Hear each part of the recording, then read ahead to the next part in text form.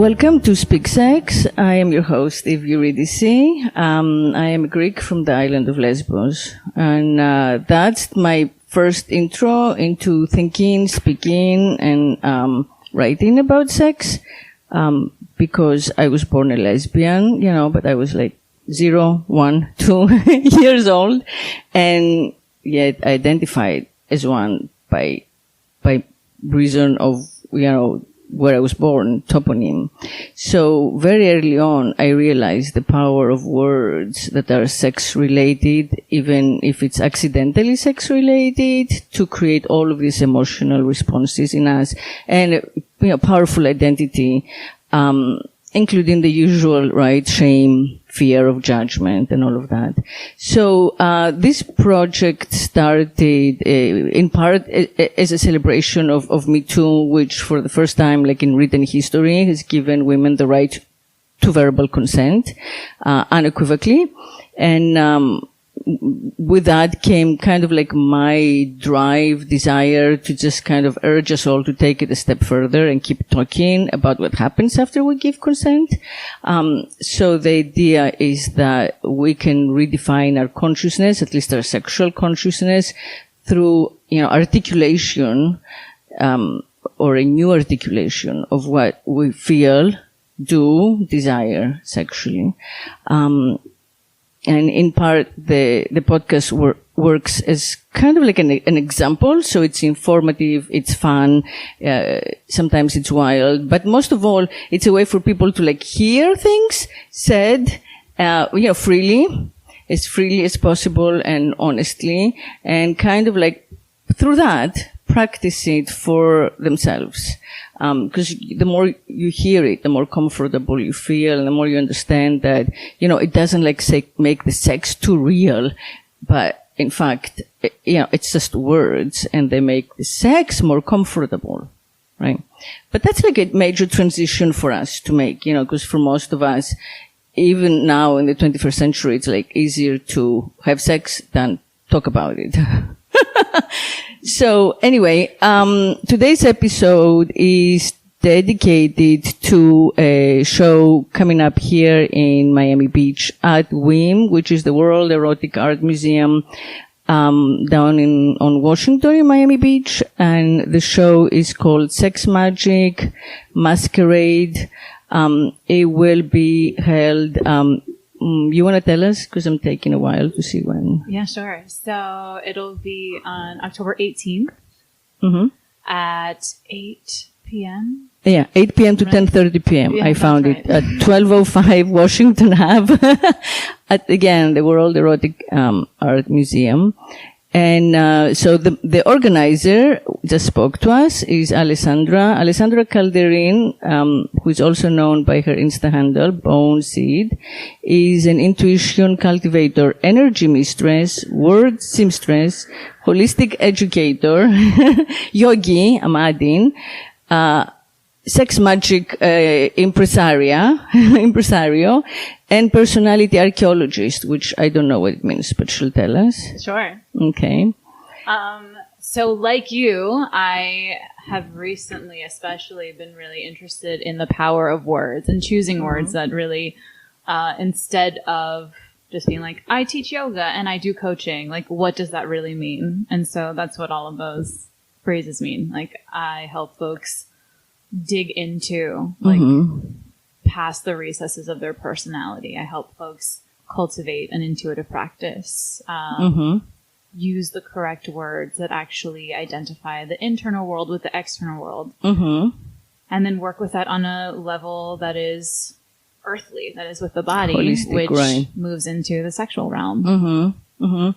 And I mean, we can discuss it when we open the conversation to everyone, but a lot of my guests mention that they are a little overwhelmed by all the new vocabulary. They call it new. The way that we have of verbalizing sexual practices or in general consciousness, which seems to like evolve all the time, and they feel like they haven't caught up, and before they even learn something, it's become something else, right? What do you think about that? Do you have a take? Yeah, well, I can obviously see both sides, and I can see how coming from, especially if you're a little older, coming from a society where we don't have all of these words to work with, it can seem a little overwhelming. I feel like I see the younger generation really like, oh, yeah, it's easy. It's just this thing. Yeah, naming things and renaming them. Yeah. And I think because we're so connected via social media, globally, we just have been evolving language a lot quicker. And it doesn't just have to do with sexuality. We just have more of a dialogue around it now, so it's very noticeable. But I think it's around everything. Even slang terms, they just like evolve and move. Right. It's similar to slang, but it's not. It's kind of, more official, or we're hoping to make it more official. Exactly. Yeah. So your show is focusing on the topic of masculinity and what is masculinity. And our guests today are going to perform at the show, right? That's correct. And we have Justin Gottlieb, welcome, who is a Tantra love coach, Tantra practitioner, and educator, right? You want to tell us a couple of words more about that, Sure. about what you do? So I'm a tantric practitioner, so I do private sessions with people, supporting them in really creating freedom in their bodies, in their minds, in their spirits. So it is a holistic approach to healing and also expanding on what's possible with love, with intimacy, and certainly with your sexual creative energy. A lot of people are lost in the idea that their sexual energy is just for sex or procreation. But this is the most powerful energy, as it does create another human being. So we can manifest other things in our life with it. Right. So I coach people on that, and I also do private sessions where we work on energy work and coaching and body work and meditation and breathing, all different ways that we can help move energy, support and healing and expanding our pleasure. Mm-hmm. Beautiful. Yeah. And where do you start with that?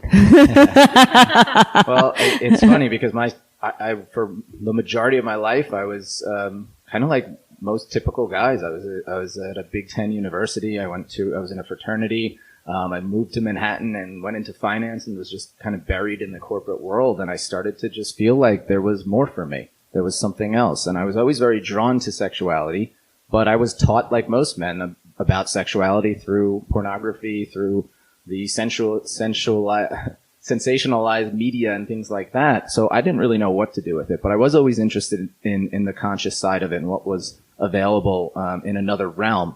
And one day I just had it. I was like, this is it. I'm going to leave my corporate job. I'm going to go travel the world, and I'm going to study tantra. So I went to various different trainings and workshops and festivals and just learned Okay, this. there is no way that was like one day. This was not one day. This was over a few Right, years. and something happened, like something, right? I actually, it's funny. I found my consciousness in Miami. That was my conscious awakening. I did a training called the Gratitude Trainings, which really just opened my mind to new possibilities of what's available for me. And that was my conscious awakening. And with that, everything opened up. I started doing breath work. And in breath work, I got really clear on my purpose. And this is what I teach a lot of people, especially when I'm talking about masculinity. What is your purpose? What is your truth within you? Mm-hmm. Most people aren't listening to their truth. They're not finding that passion, and they're going about their daily routine, and they're working in some job where maybe it's just for money, or maybe it's like, all right, well, it's okay. But that's not the kind of life that I'm coaching people on, the okay life. I'm coaching them on how do you create an exceptional life? And for the masculine energy, that comes with a purpose. And that comes with, nowadays, more than a purpose of I need to make money to survive, or I need to make money to survive for my family. It's bigger than that. It's how am I going to contribute to this world? How am I going to leave my mark Right. on society? And how am I going to redeem my fucking gender?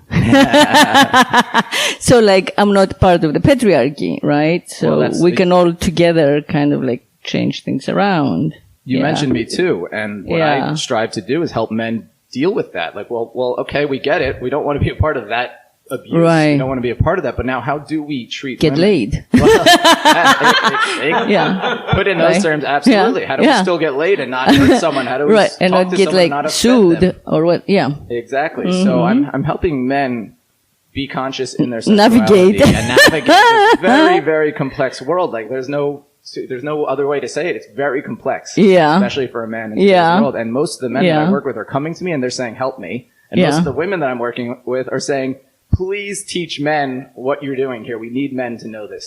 Right. This kind of well, they should tantra. raise their sons right. Well, that's what I say to them too, that you need to teach them. We should all raise our boys. Yeah, that's it. Like, well, I will add to that women are a part of this too. So I've recently been spending a lot of time on Reddit, and I cannot tell you the amount of heartbreaking posts and comments that I've read about men whose girlfriends, when they have moments of vulnerability, and like even people I work with, who the women in their lives are the ones who are like, that's not attractive. Like if like the moment that you cry in front of me, like I'm no longer attracted to you. And that's heartbreaking that this oppressive culture has seeped so far into that a lot of women cannot bear to see femininity reflected in the masculine. Yeah. Yeah. But, So we're all brainwashed Yeah, and, absolutely. from day one, right? From like the parents, the schools, the churches. So it just makes them feel unsafe. Like, why is this not the norm? But the norm is just statistics. Yeah. So I do agree in a sense, that patriarchy has been presented as like a feminist project, smashing it. And, I'd like everyone to speak on it. I haven't even, introduced our other two guests, but, I think that it represses all genders equally. Exactly. And, the men for the price of like getting their name passed on and kind of like owning the wife and a few other, legal perks like that,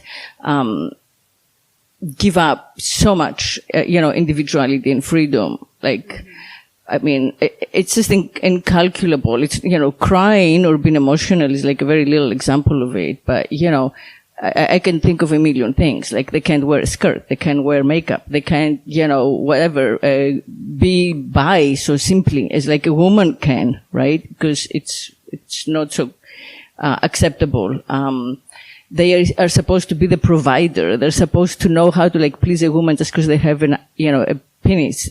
I mean, like crazy notions, right, out there, that they're stuck with. And a big part of it is transactional sex, so in order to kind of like earn your masculinity, you gotta like pay for everything, which will never liberate any of us from the system. So yeah, I think men, if they could understand how much better the alternative would be like at the forefront of this, right? Like imagine if you didn't have to ever pay alimony.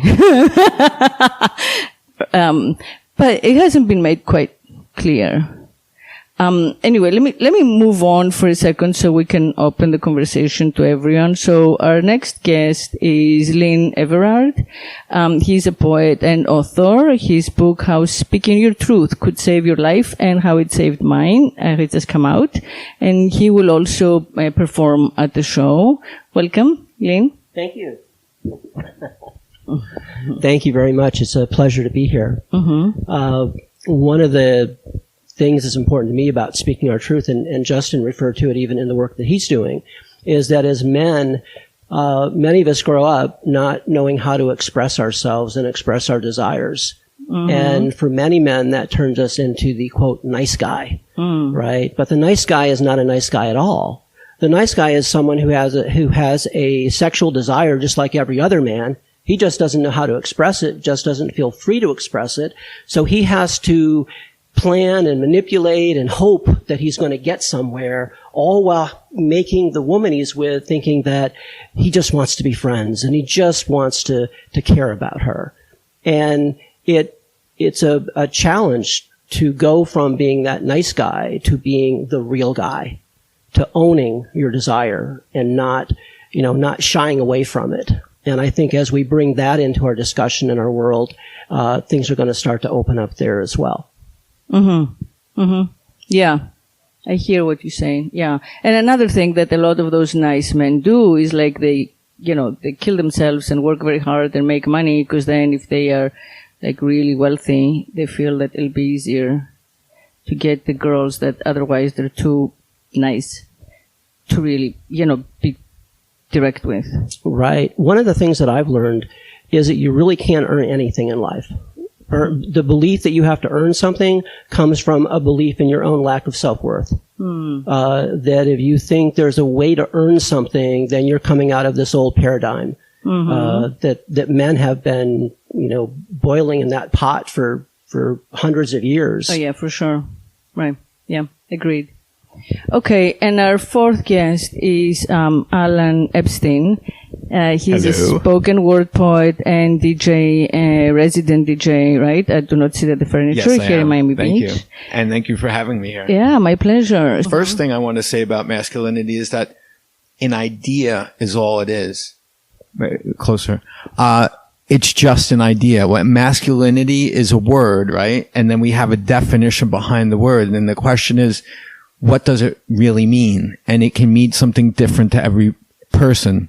And actually the poem, not the poem I'm going to read today, but the poem that I'm going to read at the event October 18th is going to be about how we should feel we have the freedom to create our own definitions for things. Because I think that over time, we've developed since we've developed language and culture, we get more and more of what we do is from conditioned responses and from definitions that we believe are hard definitions that aren't really hard definitions. Like, what is love? There's a definition in the Merriam-Webster dictionary about what love is, but love can mean something different to every person. And I don't think anybody really knows what love is. Love might be an infinite number of things. Yeah, well, everybody pretty much knows about themselves, but how do you translate that? Right. We can all have all have our own definition, but even I would say as I got older, I became less sure of my definitions. And I realized that my definitions are based on my being a human being, first of all, and a very, very small bandwidth of ways to perceive things, right? I'm perceiving things through human eyes. I hear through human ears, and I can only hear part of the spectrum of frequency that makes sound. I can only see part of what's in here. I can only see what my human eyes are tuned to see. So all of my definitions are going to be based on my human experience rather than being to just have looser definitions. My definitions have become looser as I've gotten older because I realize that my definitions are based on a very limited perspective of being in my body and seeing with my eyes.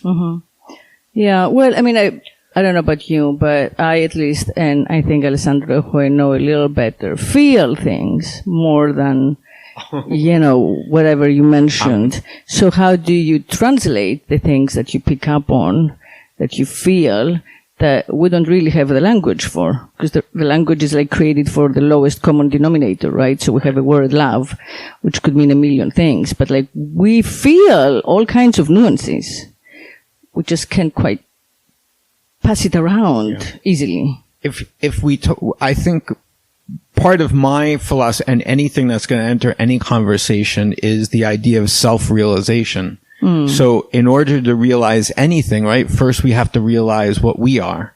And I think what we really are is actually much less physical and much more dynamic than we think it is. So everything that we're talking about right now is kind of like role-playing. Like even our language is to tell stories. We make our life into a story. But beyond that, and we're always the hero of our own story. we're always the protagonist. Even if we're the murderer, right? Yeah.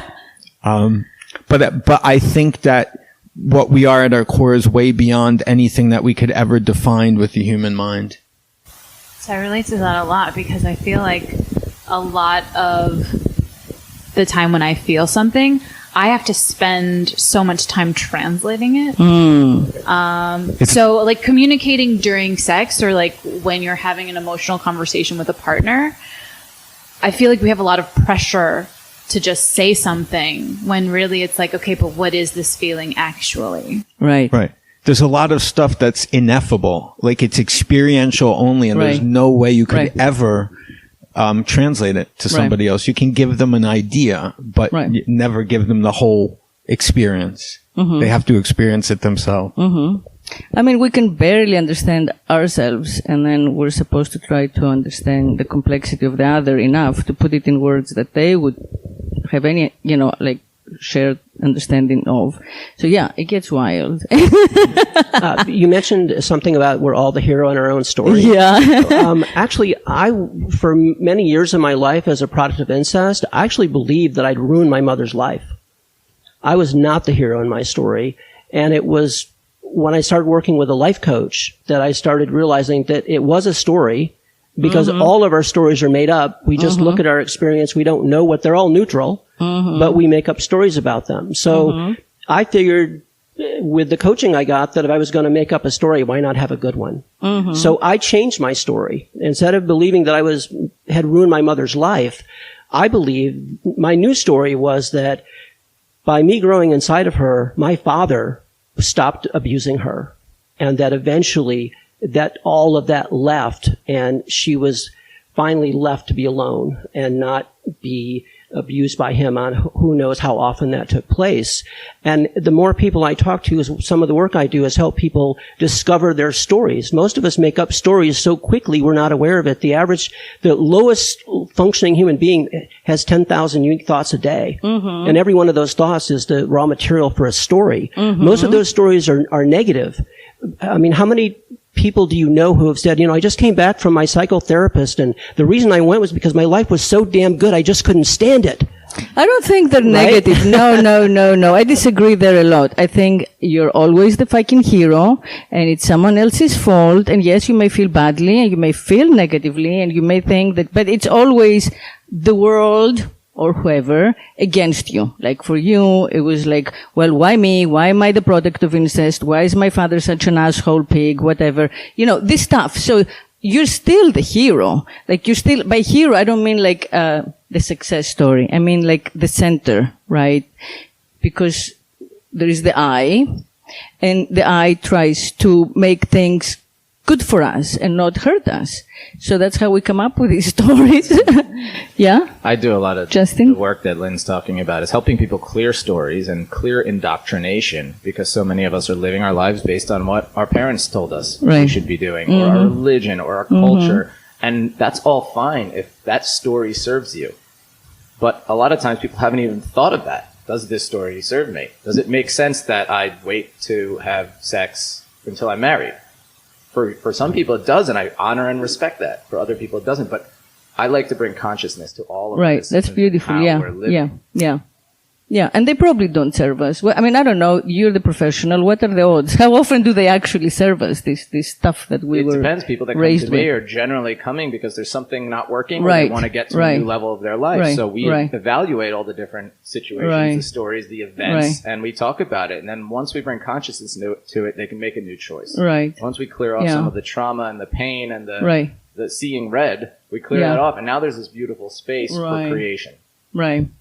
But I do feel, and again, this is just a guess, but I feel that that's the majority of us. That, the way that we are raised with the stories of whatever, our parents, our tribe, our nation, our gods, they are a great source of like pain and confusion, and there's nothing to do but kind of like re-edit, rewrite that script if you're going to find yourself and your individual voice and some freedom, some modicum, of freedom.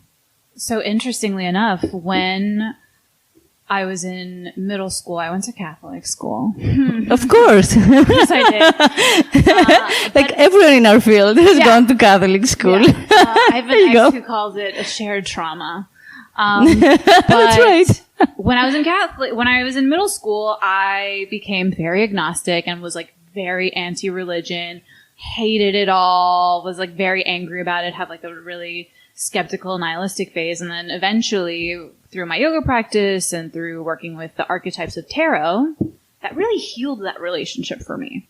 Mm-hmm. And so Catholicism is no longer an enemy. It's just a different way of telling the same story. it's a different way of exploring the archetypes that rule all of our lives. Right.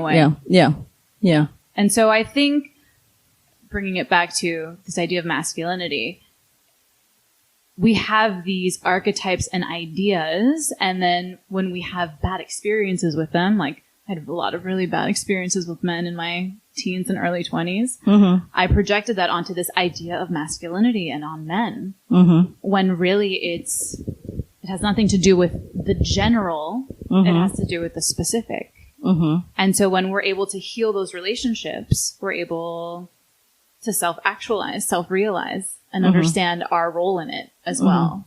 Not in a way of like victim blaming but in a way of taking responsibility. There's a difference between blame and responsibility. But, becoming a nihilist and kind of getting mad at your, inherited faith gave you that distance, right? Exactly. So if you hadn't done that, you couldn't go back into it from a place of like comfort and ease.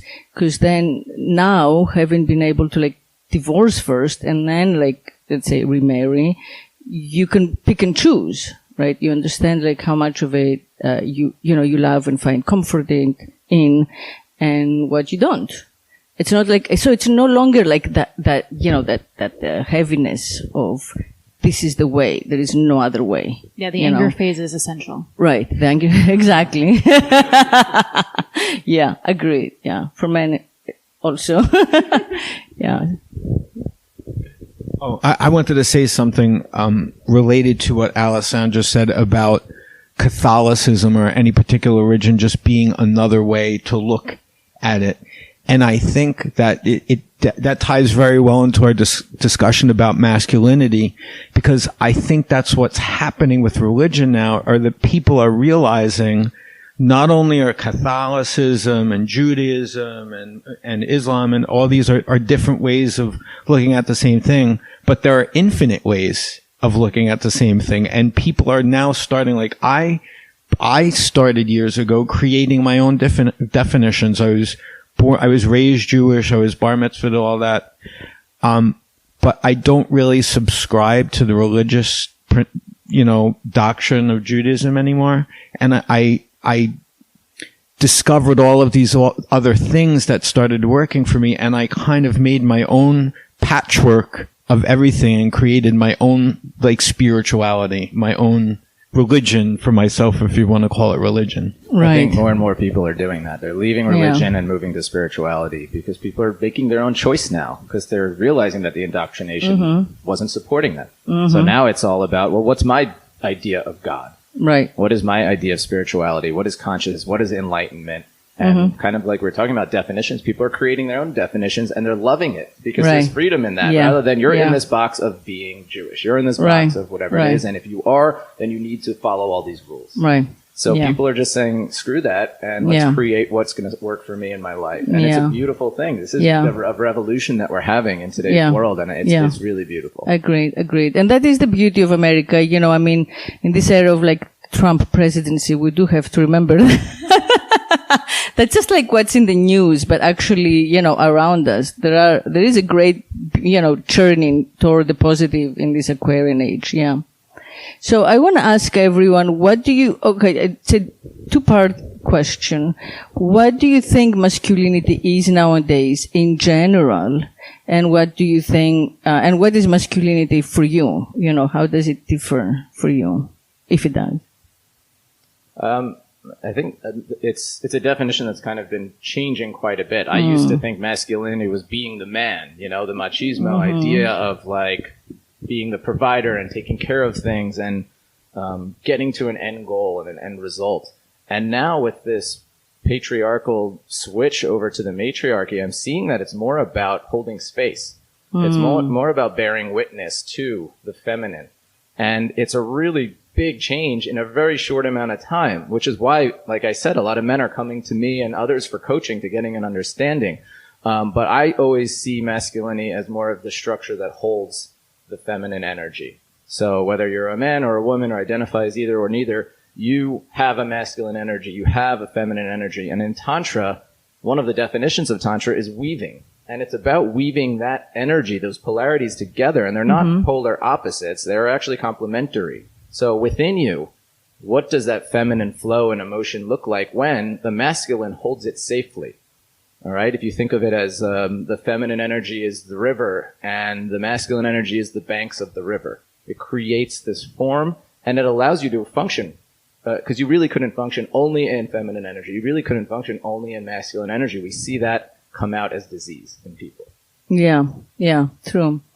I'm going to take a moment and share with you my personal definition of Tantra, which I don't think it fits with any tantric practitioners I've ever met, but still, that's what I think it really, I mean, that's what I got from it. When I used to live in India and I experienced it there, and I felt that it meant that one is so in touch with one's environment when you're actually in tantric consciousness, that you desire what's about to happen. And in that way, you're always satisfied and in harmony with what's around you, right? So that's my feeling of it, is that you achieve such a heightened state of awareness that like a split second before it starts to, rain, you wish it was raining, or, you kind of want what's about to happen around you or to you, no matter how like dark or otherwise, for us, like scary or whatever it might be. So all of that is gone. And, you remain blissful.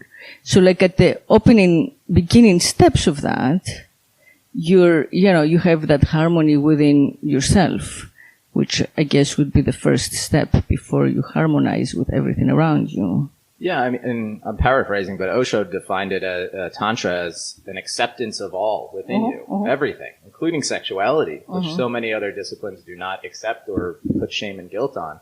So once there's this acceptance of everything, all of that you are, your masculine energy, your feminine energy, your sexuality, all of that then provides a little bit of what you're talking about, which is you can really experience life with expansion. You can actually enjoy the sunset in such a way that it could be orgasmic, that you could cry, you could be listening to a song and just emote completely and have a release. There's so much possible when you are in full acceptance. But you miss that when you are rejecting parts of you, or you have guilt and shame around that which you are. It isn't divine in that way. The divine is accepting all. Yeah.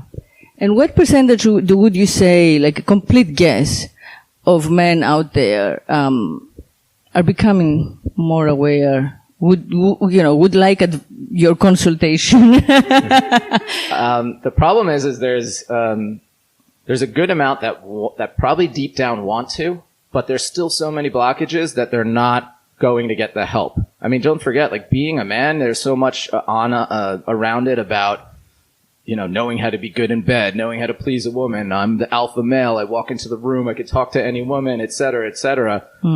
To get past that is huge. I have a lot of women that come to me for couples sessions, and I talk to them about it, and before we have a pre-consultation, and they're like telling me how they want their man to be better in bed. They want their man to understand them. They want their man to be present. And then I ask them, okay, so when are we going to, let's schedule a session. Well, I don't know if he wants to do it. It's like the man doesn't want to admit that there's a problem. The man doesn't want to admit that he could learn a thing or two in the bedroom. So we're getting to a point where I think it's opening up a bit more, but every man could benefit from learning about healthy sexuality, sex positivity, their own sexual energy and how to use it and utilize it and manifest things in their life. But yeah, unfortunately the numbers are still very low of who's actually going to get this support. Yeah. And I feel like in general, this whole wave of self-awakening and self-healing has been very open to female-centered spaces, women, feminine-centered spaces, which has recently been a little more open to, the queer community.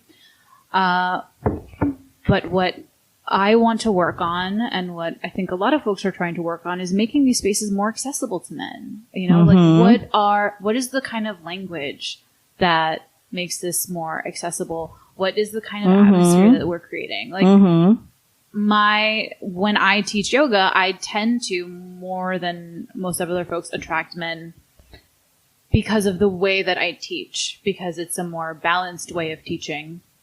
And because they're still like a more proactive, like it's not that you need help, it's that we're going to the next level, we're getting better. And I feel like that kind of attitude is what folks really are trying to get out of this kind of work. But at the end of the day, it's about having the safety and the vulnerability, like Justin said, to be okay with. Right. Yeah. So before we even create space for like men and, male identifying folks to kind of like present their sexual energy and their masculinity, we have to get access to them. Exactly. And open them up. And make them not feel like monsters, because a lot of the cultural demonized dialogue is that like anything male, anything masculine, like the men are trash mean. It's like, it's not useful to me anymore. Except there was one meme of that recently that was like a Rupi Kaur poem, like type of thing. And it was like, men are trash, but I am a raccoon. And I think that's hilarious. So, yeah, I think taking away that kind of harmful language is the next step for us. Yeah, and find some sort of like sex positive masculinity that, I think that what you said is right on, that becomes accessible, like mainstream and easy, like have somebody represented who everybody can identify with. That's what's needed, really. Like have the opposite of like Weinstein, but equally known. Yeah. I think we really all have to get back to coming from love in all that we do. Whether it's, you're someone who wants to be called a different pronoun, that come from love in that other people may not be at that place. You need to meet everyone where they're at to get what you want in the end, right? And it also comes down to with women and bringing this new way of being a man into this space, or the new masculine energy into this space. Come from love with it. Don't trash men for everything they've done. Now you're holding them in that place. They can't move from that. They're being held in the place of like, you are bad, you are angry, you hurt us. Well, to heal, we need space to heal too. So if everybody can come from love in this new realm, we'll make progress for sure. Right. But I feel that, before I became a mother, I was more naive. And I thought, okay, we had the first feminist wave, we have the second feminist wave. And then I was like, all the chauvinist pigs, they're aging, they're gonna die. There is gonna be a day where all these assholes are dead and the younger guys are like more, whatever, sensitive, a little bit more sensitive, a little bit more woke, like they wanna make sure you get an orgasm. That's like a nice first step. And like everybody kind of got that message, right? In the younger generation. Like, people will do cunnilingus and be proud of it. That's like a huge achievement of the past, 20 years. So and then, I have a daughter, she's now in college, and I realized when she was an adolescent in a private high school here in Miami that those young boys who were like 15, 16, 17 were the same pieces of shit as their fathers or whoever. I don't know their fathers, but it's like they wanted the blowjobs in the buses during the field trips. They talked about the numbers of girls, who got what. They were watching porn non-stop, like Pornhub life.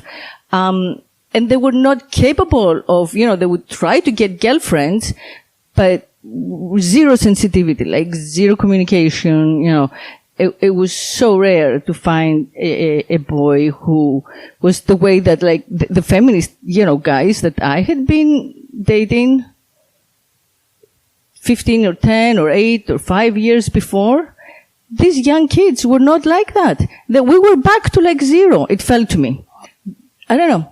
I feel like the message is not getting through, that like we're preaching to the choir and we're all agreeing. Well, I can tell you it's going to be natural selection. Like the guys that come to me have an advantage. I like that. The guys that come to me and create a conscious sex life and they hold space for women. They get the girls. They're getting the girls now. It's not the old, I mean, other men are doing a different route by, working really hard to get money and do that and find that it's kind of more in a superficial realm. But they, that's going to phase out because, and this is why I say to women. Those men, they only get the desperate girls, let's be honest. Yeah, maybe. The rich men get the desperate girls. But the point is that women need to continue to hold space for men's transformation and reward the men who are being conscious. True. Point. The strong, not the nice guys that aren't being authentic, but the authentic nice guys who are holding space, they get to get the girl. Yeah. That takes us back to what Alessandra was saying about Reddit and, those women who are like, oh no, my boyfriend cried. He's such a goose. I don't want to be with him. What I wanted to talk about is that a lot of what I've observed over my lifetime is going through the human mind is this idea of domination. And I think that gets worked very strongly into the definition of masculinity for most people.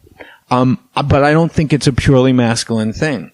That we have this idea that we're part of some club. We define ourselves into a gender, a nationality, and an ethnic group. And the less evolved way, in my belief, of thinking about it is that my group's got to win. Mm-hmm. And everybody's looking for a win. We call it the battle of the sexes. Mm-hmm. And there's wars between religions. Everybody's looking for a win. Mm-hmm. And people now, I think, and you'll get this, you got this from gratitude training, I'm sure. I think the consciousness is now starting to evolve to a win-win consciousness. Because the human world is going to perish, I believe, if we continue always with this I've got to win. Because our thoughts are our currency. Our thoughts are everything. And when we think hateful things or angry things or any of that, that's what we're going to start to see show up in our space. Mm-hmm. I think when we can look at other people and see the possibility of ourselves in them, and I'll give you an example. I spent much of my life really resenting my father for what he had done. Mm-hmm. And it wasn't until I started doing shadow work, until I started realizing that as a member of the human race, I have all the possibilities, all the capability to do the worst possible things, as well as to do the best possible things.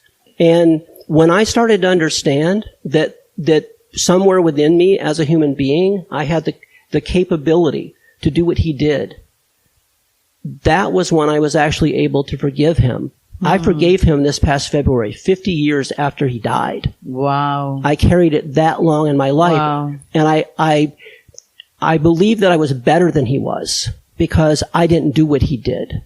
But I also compromised a lot of my own masculinity along the way because I wanted to protect women, right? But I wasn't protecting anybody. I was just living with a mask. It was just a charade. It was a game. It was me believing that I was better. And it wasn't until I realized that I could do the same thing that he did that I was able to actually find some compassion within myself for him. And then I was able to forgive him. And that opened up a whole new all new possibilities in my life because I realized that the shadow side, it's a little dark at times, but it's not bad. It's a part of who we are. And a lot of our power comes from that shadow side. And if we block that off and pretend not to see it or think that we're better than that because we just want to stay in the light, we're really taking away a lot of our power to do good in the world. And so I just wanted to comment on that because I think it's really important that we embrace all of who we are, not just the part that we think other people like to see, because our truth is not a weapon. Our truth is not something that we use to get revenge on someone else. Our truth is simply us speaking our truth and doing it in a loving way to another person. And there's people that have held their truth in for a very long time. They've spent a lifetime holding in their truth, and they would be fully justified just taking it out on whoever they need to take it out on. But what will that really accomplish for themselves and for the planet? So it's really about, there's a way to go about speaking your truth so that you're not actually harming someone else in the process. Yeah, and that speaks to the masculine tendencies, I think, because, the male of the species does have slightly more conquering or territorial or aggressive edge, right? Well, really, yes, I would agree with that. But I think as men, once we understand that the only thing we have to conquer is ourselves, that there's nothing out there to conquer, and that we are then in a much better position to become a partner in a relationship as opposed to, trying to get something. Because the minute you're trying to get something, you've already lost the game. Right. Yeah. And that's our journey is really in life is all about mastering ourselves and mastering our thoughts, mastering our words, our language, how we speak with people, how we treat people. And it all starts within us and how we treat ourselves. And if you see someone treating someone else poorly, if you see someone who's judging other people, you can almost be certain that that person is much more deeply in judgment of themselves than they could ever be of somebody else. Because it all starts within us. Everything that shows up outside Speaking is all of within our president, us. Yes. It's like, being a 5-year-old. You can boil down most of our problems to either not being able to distill and understand what is happening internally and being able to express that well, or by conflating our internal world with what is happening outside. Yeah, that's the narcissism. So, new question. How can women and femme-identifying folk kind of like acknowledge and develop their own masculine nature, their own masculinity, and by doing that, like create space for masculinity in their partners, in the men and masculine identifying folk around them? So that's been the bulk of my healing journey. I feel like in college, I got the message that femininity was bad and that I had to become hypermasculine. And so I took on all like the more toxic traits, because that's what I had examples of, and decided to be very driven and didn't want to be like super emotionally connected during sex and wanted to, be this cool girl who was like one of the guys and blah, blah, blah, blah, blah.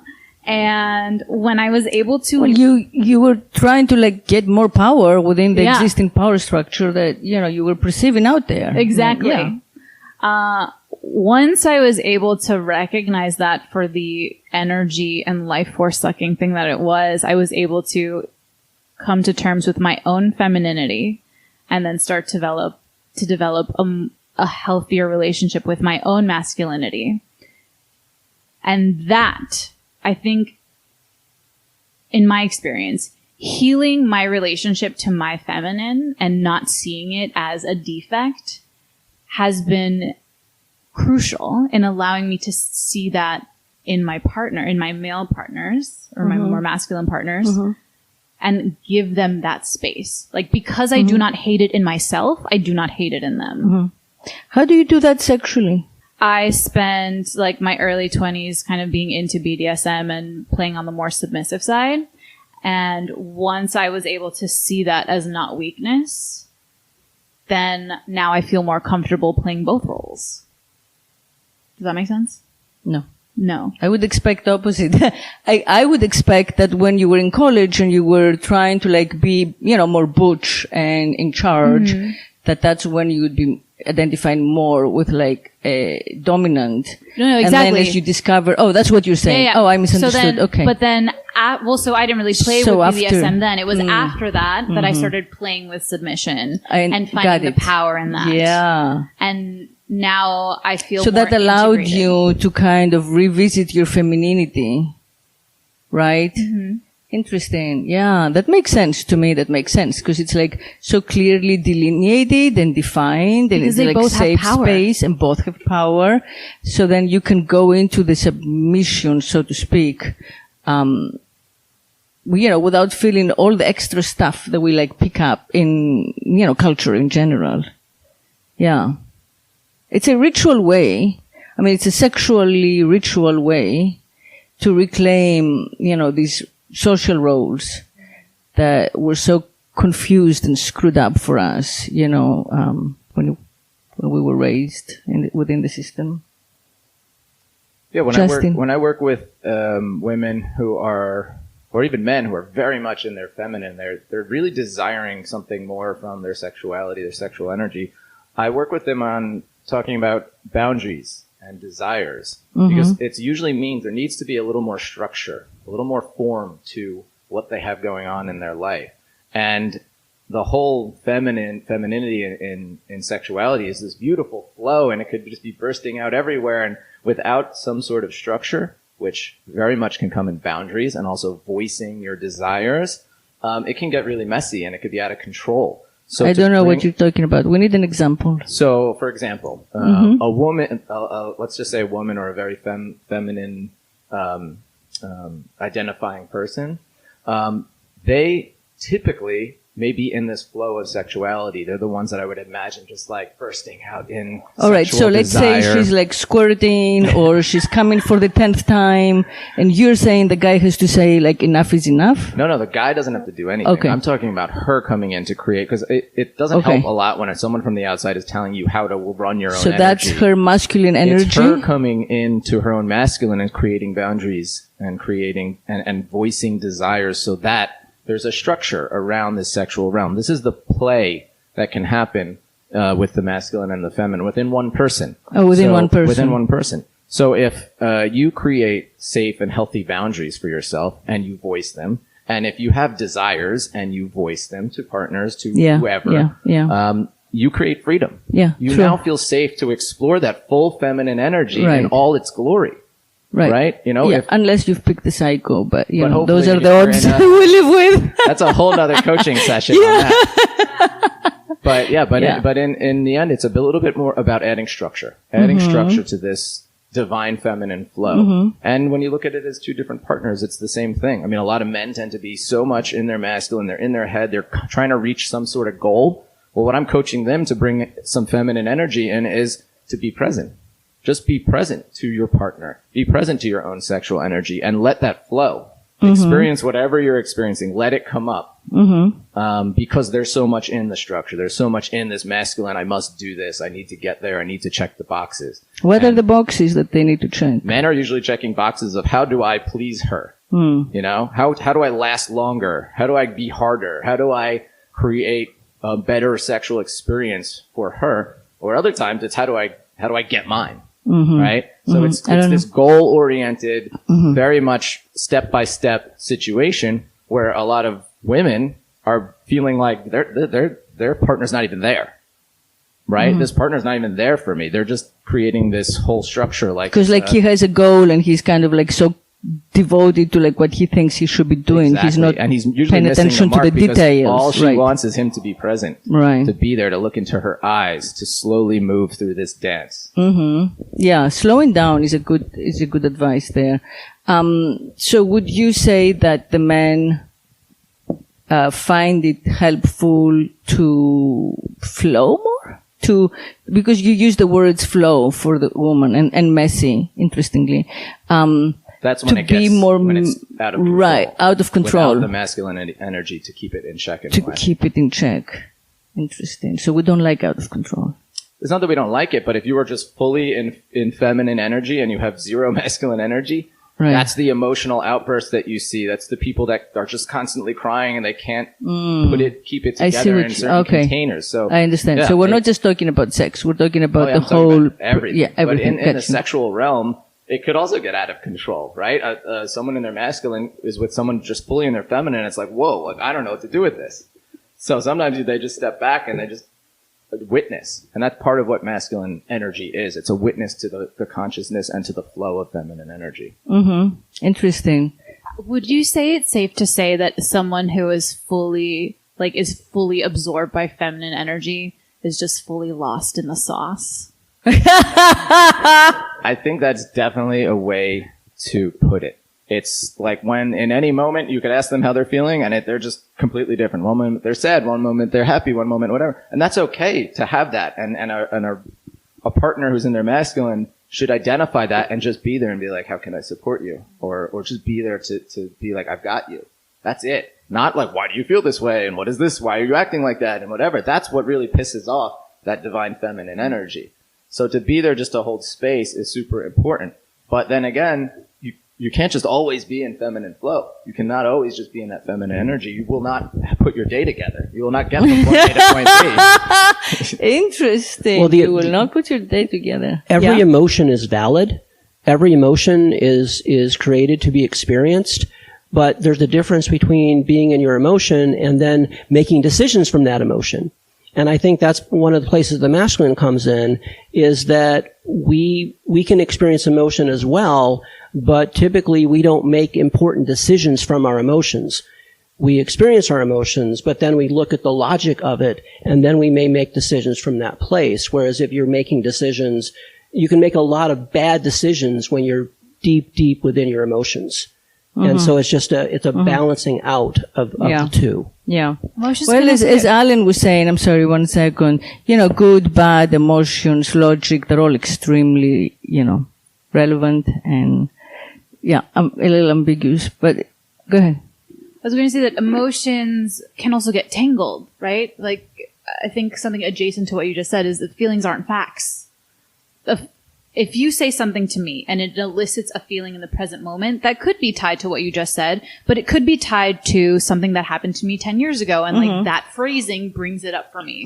So I think a really important job of the feminine is to start untangling those knots and not play. And this, when I say the feminine, I don't mean women. I just mean like that, that the space. Energy, that space. Yeah. But that happens a lot in my experience when I'm in my feminine. Is when I'm feeling those emotions. Our journey is to get liberated from the definitions of all these things, like you did from the Catholic Church, But I'm moving it a little bit into the sexual space because, we're speaking sex. We haven't really spoken sex. So I feel like it'll be good to have practical, tangible, examples of, masculine and feminine, in sexual space, like the masculine that's not toxic and the masculine that may be toxic. Do any of you have something to say? I mean, Well, so I think what Justin was saying about having that marriage of energy in each person is really important. Because I think we get really tied to gender when we talk about masculine and feminine energy. And it's everyone's responsibility to cultivate both. Like, men also want to be the little spoon, Men also want to have someone take the lead and feel really desired. Like, we think that it's a feminine thing to be, the object of desire and to, have all eyes on you. The masculine or men also like that. Yeah, of course. Yeah. One of the things that has evolved in our patriarchal society is that men have been taught to be aggressive. Men have been taught to be aggressive in the sports arena, in life, in business, and with women. And one of the things that happens is that our world is changing, but in the older world, where a man can be sexually aggressive, and the woman may give in to him. But if he really thinks about it, he may not want the woman to give in to him, because if she gives in to him, she isn't actually choosing him. And I think as men, and I think you were touching on this, is that we want to get chosen too. Right? Yeah. But if we go in all aggressive and don't allow a woman to have a choice, right? If we don't give her that choice to participate or not participate in that experience, we will never know the joy of being chosen. Exactly. And so it's a whole revolutionary thing, I think, for men to be able to understand that, yes, we can lead in that experience. We can co-create in the experience. But it's not about being aggressive. It's not about taking. It's not about getting. Yeah. It's not about accomplishing something. It's not about a checklist or a goal or anything like that. It's about connection. It's about deep, deep connection, because we're human beings. And what we want first and foremost is deep connection with another human being. Then we bring the sexuality into it because, hey, the parts fit, right? So we bring that in and everything works. But if you just do it from the standpoint of getting something, you're missing out on a whole well, different for, you know, experience. for many people, like, take, Jeffrey Epstein, you know, the high of the sex becomes the conquest, becomes the turning of, you know, the object's, you know, intention. So, you know, that's the received setup where the guy goes out there and he conquers, and the more he conquers Don Juan, Casanova, right? The bigger he is, the more powerful he is. You know, he's the envy of like the other guys in the wherever jungle. So like finding the tools, and often those are linguistic tools, speaking of language, you know, to convince a woman who is not willing, to like change her mind and, you know, give herself to him. I'm using those, you know, cliche words. Is more of a pleasure than actually the taking, because, you know, a lot of this type of sexual exchanges are not focused on the sex itself, which happens to be like super quick. Like, you know, Epstein would just like get off by being, you know, whatever, masturbated or maybe blown at best, you know, on the massage table. It was not that. It was just kind of like being able to break all the taboos. And I think like even with Weinstein, it was definitely that, you know, it's like, I am an unattractive man, but I get to, you know, to like somehow seduce the best looking women in America because of my something, whether it's like my words or my, you know, perceived power or my social prestige, right? That's the high. The high is not that he's like whacking off in front of an actress, you know, in his robe. The high is that she stays and watches, that he got that. That's, you know, so it's like all like sapiosexual stuff, and it's about, you know, control and domination much more than like, you know, getting off, or, you know, much more than like the goal of ejaculation. So a lot of that mental construct is there, you know, at all times, I feel, and it's part of like the male, you know, narrative, the masculine, not male, wrong word, the masculine narrative that we have been, you know, taught. And also, and that masculine narrative meets the feminine narrative, which is, I'm innocent, I have no agency, right? I can, you know, I'm never responsible. So long as it's like, as I'm not responsible, I am not a whore. So yeah, we have to kind of unlearn a lot of shit. Yeah. And a lot of what you're speaking on too is toxic masculinity. Exactly. Right? Yeah.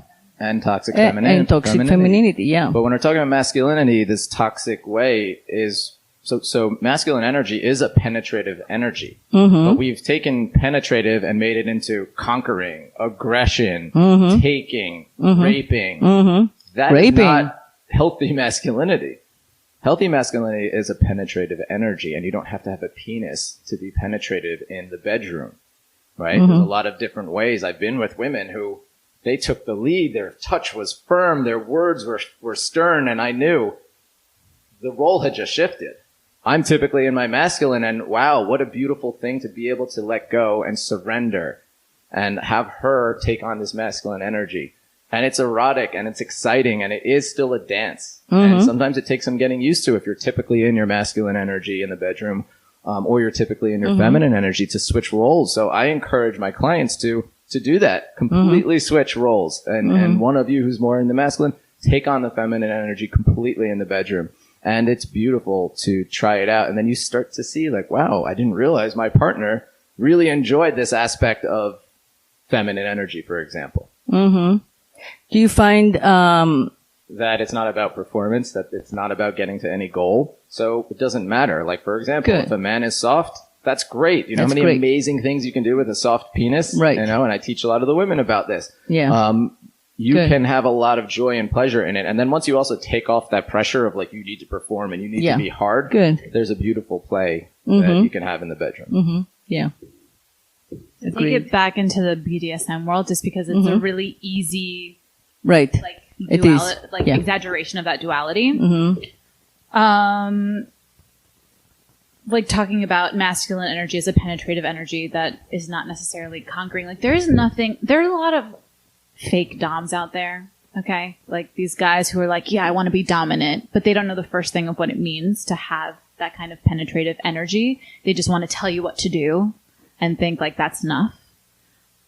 But what it truly means to be dominant, whether you're a woman or a man or non-binary, it is to be able to look someone in the eye and have them so willingly surrender to whatever your desire is. And to know and to have that trust that your desire is in their best interest. Right? That's like that's that emperor energy if we're talking in tarot terms. That's that yang That's energy. what energy? The emperor. So in tarot we have Yes, the emperor yes. and the I thought you empress. said ember. Oh, yeah. Yeah. It's that I know that your desire is what I want, and I know that you are choosing this because it is what is best for me. It's like dope dad energy, you know? It's why we use the term daddy. Yeah. Agreed. Yeah. Well, of course, I mean, none of our daddies were like that, unfortunately. But yeah. And also, trusting that this person knows what they're doing, which is, That's what I was just going to speak on too. If you're going to really go in the realm of, domination, dominatrix, BDSM world, or you really are practicing your masculinity in the bedroom, it's your responsibility to create safety.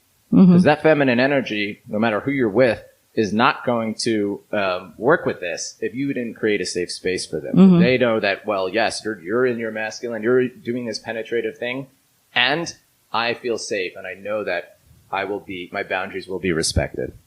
Yeah. And like people should take classes and improve their skills like on their own time because if you really want to affect someone profoundly, you have to be a master at what you're doing, no matter what it is, that you like to do. Alan, we haven't heard from you in a while. Plus, you have a poem you want to share with us, right? We'll call it "It Takes Two to Tango" since I didn't name it yet, but that's how it starts. It takes two to tango, and two to explore the many facets of each other. Two mirrors reflecting into one another. Two images constructed to deconstruct. To reverse engineer two characters, unearth the soul at the formless core. Two forms in contact, two forms in context, two forms in rhythm in search of one shared beat and one common path to ecstasy. Inside of you I find little bits of me, gather what is you from within me. Two forms inform to mutual discovery. Well, we can close here. Do you want to say, you have something to tell us, Justin? No, I want to thank you and say how important it is, because as we're talking about masculinity coming to its new form, and the feminine allowing and meeting it with love and compassion, the main way we do this is through this kind of communication, to be talking about it so that people can learn and continue to grow with this new world that we are creating. So thank you for having this podcast. Thank Alessandra, you. Thank you for the events, and thank you, gentlemen, for being conscious men and speaking your truths. Thank you. Thank you, everybody. Thank you for listening. Thank you for trusting me as your sex whisperer. And until next Friday, speak sex. Ciao.